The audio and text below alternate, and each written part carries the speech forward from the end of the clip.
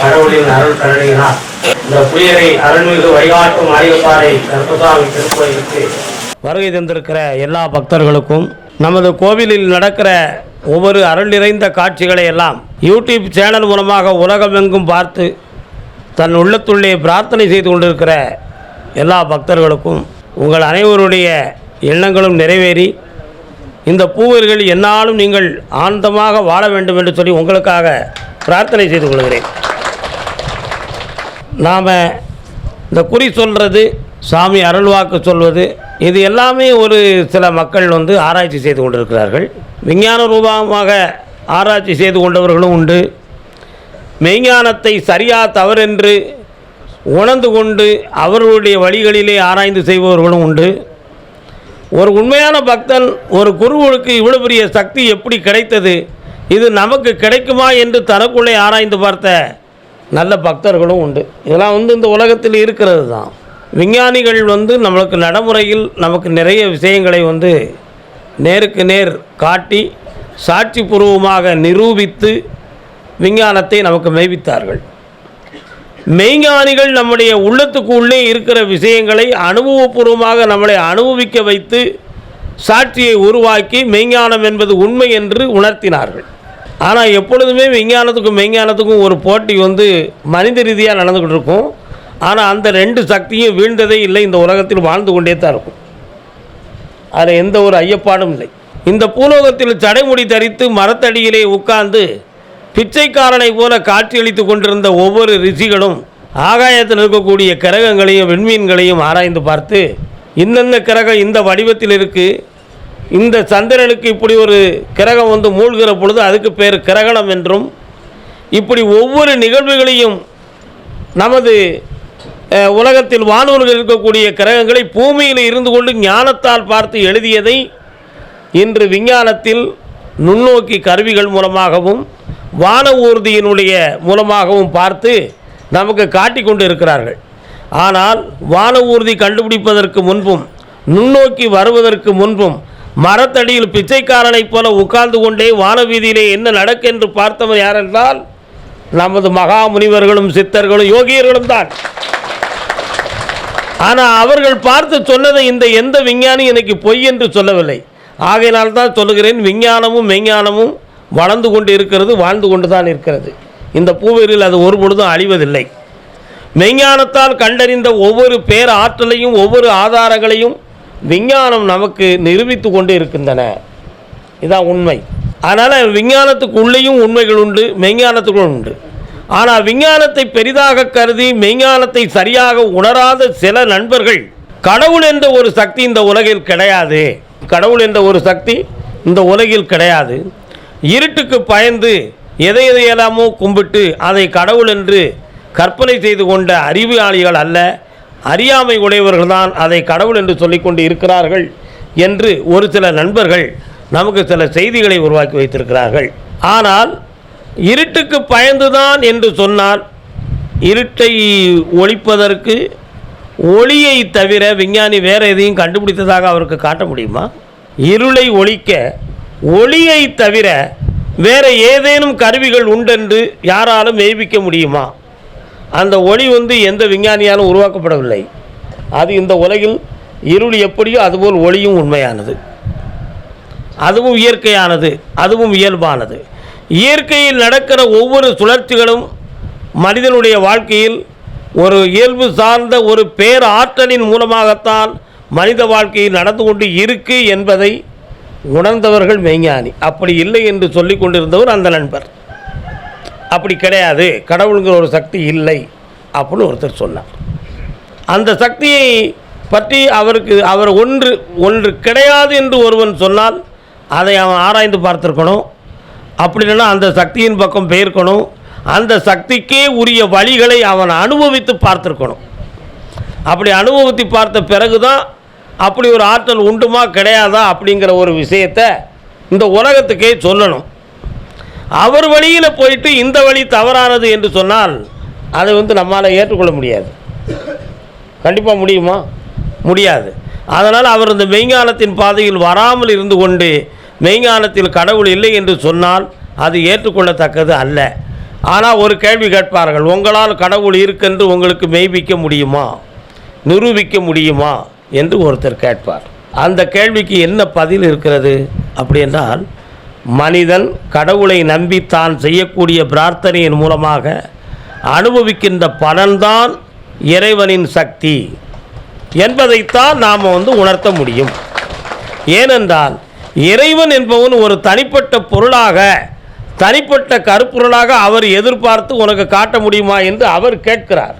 ஆனால் நம்முடைய கருத்து என்னவென்றால், எந்த பொருளை கடவுள் என்ற நாமத்திலோ கடவுள் என்ற சிந்தனையிலோ பிரார்த்தனை செய்கிறோமோ, மனதை செலுத்துகிறோமோ, அதன் மூலமாக கிடைக்கிற வெற்றியும் நற்பலன்தான் இந்த சக்தி கடவுள் என்று நமக்கு உணர்த்தப்பட்டது என்பது உண்மையாகும்.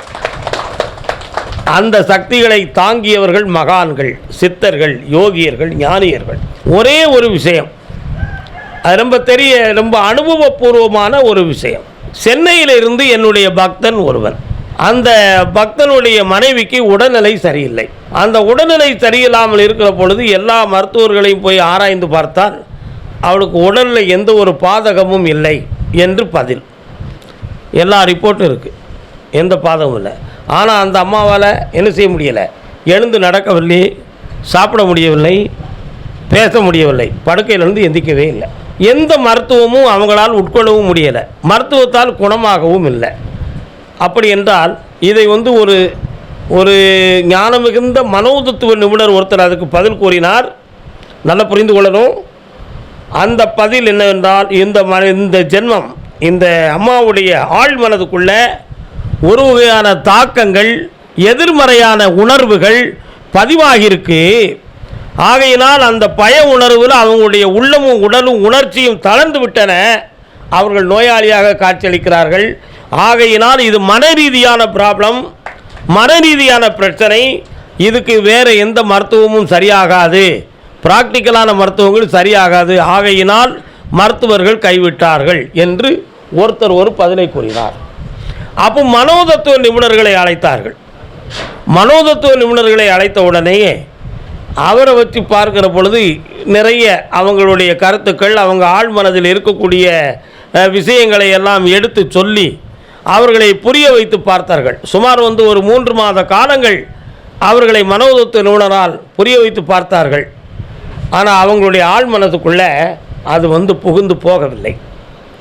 ஒரு மனோதத்துவ நிபுணர் ஒருவர் ஒரு ஞானமாக இருக்கிறார் என்றால் அவர் சொல்லுகிற வார்த்தையை செவியால் கேட்டு சிந்தனையால் உணர்ந்து உள்மனதாகிய ஆழ்மனதுக்கு உள்ளே அது புகுந்து நின்றால்தான் அந்த மனோதத்துவமே பலிக்கும், பலனுள்ளதாக இருக்கும்.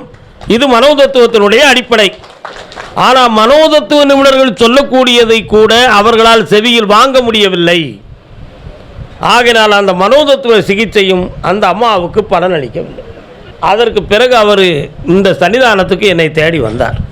அப்பொழுது அவருக்கு நான் வணங்குகிற தெய்வத்தின் மூலமாக எனக்கு அசரீரியாக கிடைத்த ஒரு செயலை மட்டும் நான் அவருக்கு ஒரு விடையாக கூறினேன். நான் கொடுக்கிற கனியை அந்த அம்மாவுடைய தலைப்பாகத்தில் வைத்து நான் சொல்லக்கூடிய திருநாமத்தை ஒவ்வொரு நாளும் 108 முறை நீ ஜபித்து வா. 7 நாட்களுக்குள்ள அதிசயமாக ஒரு சக்தியை உன் கண் குளிர காண்பாய். அப்பொழுது உன் மனைவி எழுந்திடுவாள்னு சொன்னேன். இப்போ 108 முறை சொன்னால் சரியாகும் அப்படின்னு சொன்னால் அது ஒரு மூட நம்பிக்கைன்னு சொல்கிறதுக்கு ஒரு கூட்டம் இருக்கும். இது தவறான வழி என்று கூட்டம் இருக்கும். ஆனால் இது தவறான வழி என்று சொல்லிக் கொண்டிருந்த உங்கள் அனைவருடைய சிகிச்சைகளுமே பலனின்றி போயிடுது அந்த அம்மாவுக்கு. ஆனால் என் மூலமாக இருக்கக்கூடிய இந்த ஒரு சிகிச்சை ஜெயிக்கா இல்லையான்னு பார்க்கணுங்கிறதுக்காக நான் மனசார பிரார்த்தனை செய்துக்கிட்டேன். என்ன நடந்தது என்றால், அவர் பிரார்த்தனை செய்துகிட்டு இருக்கும் பொழுது 7 நாட்கள் நானும் தியானத்திலும் தவத்திலும் இருந்தேன்.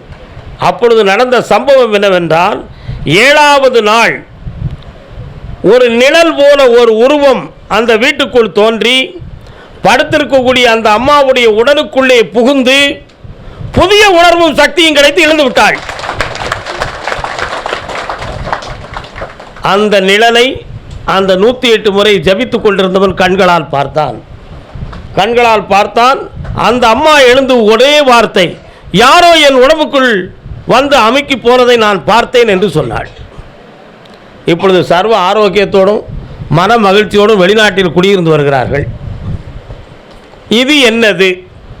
அந்த நிழல் போல உருவம் சென்று அந்த நோயில் படுத்திருந்த அந்த பெண்மணியினுடைய சரீரத்துக்குள் புகுந்து புதிய உணர்ச்சியவும் புதிய உயிர் சக்தியவும் கொடுத்ததே அந்த நிழல் என்பது எது? அப்படி ஒரு நிழல் என்பது இருக்கிறதா இல்லையா? அப்படி இருக்க போய் தான் அந்த சம்பவம் நடந்துச்சு. தியானம் பண்ணி கொண்டிருந்தவன் கண்ணால் பார்த்ததும் நோயிலே படுத்திருந்தவன் உண்மையாக அனுபவித்ததும் கொடுத்த ஒரு மாபெரும் சாட்சி. இப்பொழுது நாம் கேட்கலாம், கடவுளுங்கிற ஒரு சக்தி இல்லை என்று சொன்னால் இந்த நிழல் போல சென்ற சக்திக்கு விளக்கம் என்ன என்பது நம்முடைய கேள்வி. கேட்டுக்கொண்டிருக்கக்கூடிய எல்லா பக்தர்களும் இதை சிந்திக்க வேண்டும். யூடியூப் சேனல் மூலமாக உலகம் முழுக்க பார்த்து கொண்டிருக்கிற எல்லா அன்பர்களும் நல்லுணர்வு படைத்தவர்களும் அறிவு சார்ந்த பெரியவர்களும் இந்த கேள்விக்கு உங்கள் உள்ளத்துக்குள்ளே விடையை சத்தியமாக தேட வேண்டும். அதற்கு பிறகாவது நமக்கு அப்பாற்பட்ட ஒரு மாபெரும் பேராற்றல் இந்த உலகத்தை இயக்குகிறது என்பதை எல்லோரும் உணர்ந்து புனிதமான வாழ்க்கையை பெற வேண்டும் என்று சொல்லி மாசிலா மனமே ஈசன் கோயில் என்று உணர்ந்து வாழ்வோமாக.